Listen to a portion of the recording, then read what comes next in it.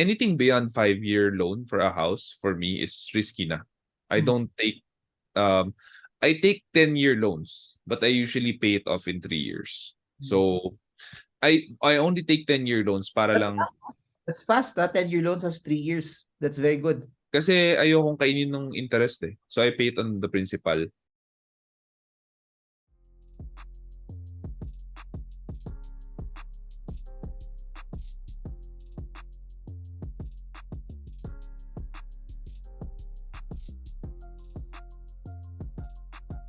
Baka pwedeng ikaw mag-cover nitong tapos pwedeng free na lang pero I'll refer you, or parang madami kaming reach dito.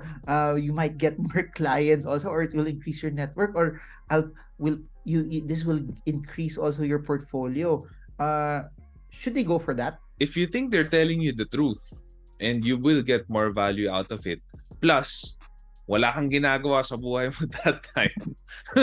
Di ba? For me, then go with it. Go with it. Pero if you're busy, you have other clients, you have something else to do, you have a day job, and that's gonna take out of your day job, maybe not such a good idea. We had an interview, I think 4 years ago. It was before the pandemic. And di naman controversial, pero it was a very, very interesting topic. We talked about your journey na sabi mo, if you had a choice and you had money, hindi ka muna bibili ng bahay, you would start your business first. Yes. Ngayon, versus, bibili ka ng bahay, go into debt, kasi mag-amortize ka pa kasi nagsisimula ka pa lang naman, meron kang pera for down payment, pero you secure a home. Yung naging argument doon was, pag nag-business ka, may chance ka to actually earn more than eventually buy the house. Pero yung kapalit naman nun is may risk also na nag-business ka, what if malugi, di wala kang titirahan, nagbabayad ka pa rin ng rent. Versus ito, you might pay out a house, go into debt, you reduce your upside, you be strapped for a very, very long time, pero at least your risk is minimal. Fast forward 4 years after that, do you still believe in that? And then, maybe people di nila nakita yung video na yun. How would you address that now? Sa akin kasi, hindi mo pwede sabihin na nalugi yung business, wala ka natutunan eh. Kahit nalugi yung business, may natutunan ka. And the next business that you will start has a much higher success rate because of what you learn. Often it takes just one business failure for someone to be able to turn things around on the next try. So you cannot say na, oh, sana pinambili mo na lang ng bahay kasi less risk kahit na 20-30 years mo siyang babayaran sa isang bahay lang yun. For me, I would rather go and try still and go for a business and start a business, because even if it fails, you can still try again and you'll be better then because you will learn from your first mistakes. Unlike when you're gonna buy a house, how can you grow as an individual when you buy a house? There's not much to learn in terms of personal growth. Yun na yun eh.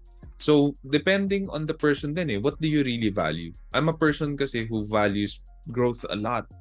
Because I believe if hindi ako nag-grow as a person in my spiritual walk with God, in leadership, in management, in sales, in marketing, in negotiation, if I'm not growing in all of these areas in my life, even as a father, as a husband, life's not that worthy. Alam mo yun? For me, yan ang pananaw ko eh. Kailangan yung life ko when I leave Earth, it's something that would have good lasting legacy to the next generation. And how can you do that if you just buy a house, yun na yun. You just pay for it, you're not learning a lot.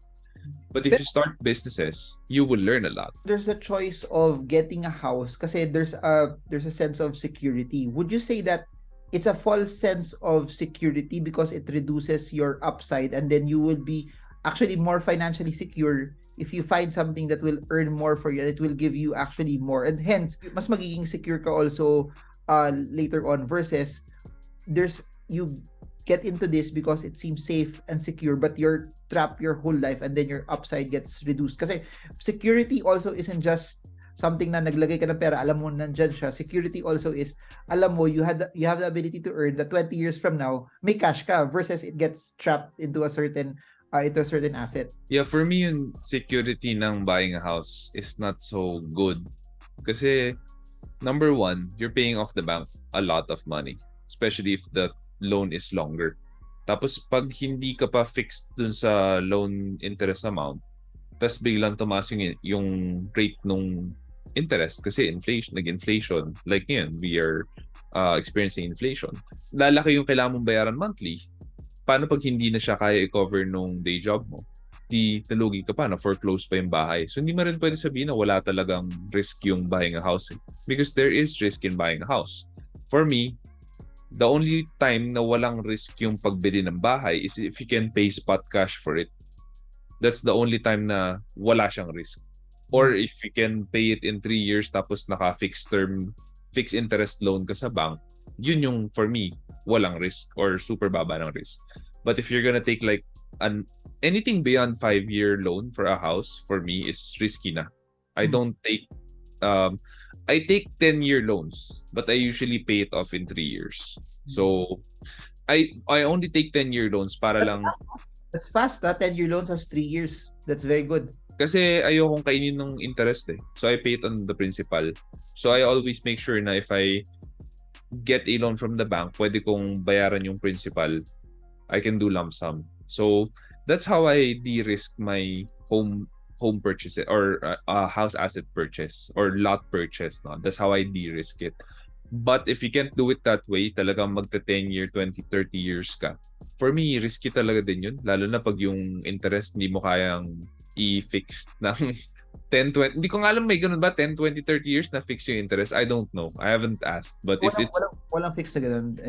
Walang fix. There you go. So, paano pag bigla nagka-inflation? Hindi mo na kaya bayaran yung monthly amortization na foreclose yung bahay. Advantage naman pala ng longer loans kasi is you pay a smaller amount. Pero when you add that also at the end of everything, parang nakabili ka na ng dalawang bahay dun sa loan mo. So parang, which also begs to question na there's merit in renting kasi if nag-rent ka, lalo na kung condo yan, kasi bahay sa'yo yung lupa eh. Pero pag condo, literally you're buying a specific unit in a specific building also that also deteriorates over time. So, pag nag-rent ka, wala kang babayaran property taxes. Pag ayaw mo na, pwede ka lumipat sa mas bago. Parang yun yung isang alternative na hindi nakikita ng tao versus owning also. So wala nagbago sa stand mo noong 2019. You would, for people who are watching this, you're the type of person who would actually say that start the business first, mag-rent ka na lang. If the business succeeds later on, you not only have a business, but you also have the ability to buy a house. Pwedeng naka-loan yun or pwedeng cash, pero may isa ka pang asset na na-build versus having the house. Parang gano'n. Pero that's parang not conventional. Not everyone would do that. Controversial nga eh. No? But I don't know how controversial. Pero for me, it's the most sensible thing to do eh. To rent lang and then grow your business first and then buy houses, whatever. You want to buy lots or houses someday in the future so long as you can pay it in 3 years or less. Then for me, talagang that's the way to go. So does that also go for people na may trabaho?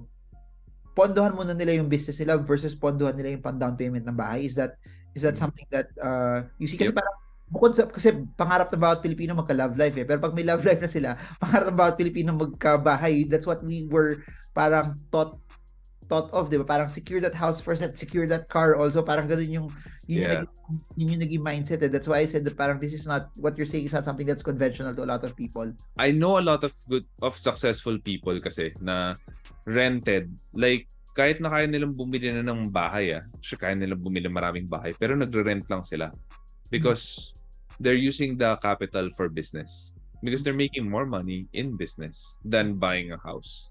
But were there also conversations na yun nga, na instead na mag-loan ako, yung kasi people always say that when you buy a house, hindi tapon yung binabayad mo. Pero pag nagbabayad ka ng interest, tapon din yung interest and the same amount of money that you paid off interest would have been for rent, except that wala kang binabayaran na property taxes, wala ka rin mini-maintain na pag may nasira, pwede ka magpatulong sa landlord mo and talaga sila yung it's on their backs to be able also to fix it as well. Yeah. 2019 to 2023, Chauncey, no change on his stand. If he would do it all over again, he would start his business, then buy the house later on. Sean, thank you so much for joining this series. Do you still have the Leadership Stack podcast? Can people watch your shows there? Yes, sa Spotify, we have 13,900 listeners last I checked already. Thank you so much for those of you who are listening in on Spotify. YouTube, we have like 1,700 subscribers, and this year we're trying out something new. So if you watched my latest episode, I went out camping, and my Q&A session ako, fireside chat over beer and bonfire. Hindi I lang answered. beer and bonfire yun, ha? Beer, bonfire, tapos nandun yung Land Cruiser mo, di ba? So, so yun. Parang sabi nung producer ko is, siya nang boring pag talking head lang eh. Kailangan my lifestyle. So, we're trying this out. So far, it's getting better views and engagements. But we published the first episode pa lang. So, there's episode 2, and then may shoot na kami with Joel Pedro as the guest and Ninong Rai as the guest. And then si Jason, binook ko na as guest. So, we're gonna go camping and I'm gonna ask him some questions. Ikaw, gusto ko nga i-guest yung kayo ni Yvonne eh. Pero tingnan natin. Camping tayo. Kaya ko ba yung kaya ko ba yung camping na walang paano yung Per night lang yun. Kaya yun. Parang toilet, paano yung hindi malamok. May toilet naman. Okay. Pero kailangan Land Cruiser yung kotse para makadaan sa ganyan. Hindi, may mga campsite 4x2. Puro 4x2 nga yung kinakampingan namin recently kasi kasama namin yung SEO hacker team. Okay, that's something to consider. Guys, ganito na lang. If this video gets 1,000 likes, I'm gonna go with Sean camping and then mag-video kami doon. Okay ba yun? Fair enough. So, fair enough. Sa kamay ni Sean yun, 1,000 likes for this video. So, 1,000 likes. Check out SEO Hacker, their business, and then also check out the Leadership Stack podcast for more. So, thank you, Sean, for joining us in this entire series. And watch out, we're gonna have like a mentorship series with Sean. Maybe when that's available already, Sean will hop on back here and we'll talk more about that as well. So, I guess that's it for now. Thank you so much, and I hope this video helps you trade well, trade strong, trade smart. See you all again soon. God bless you all.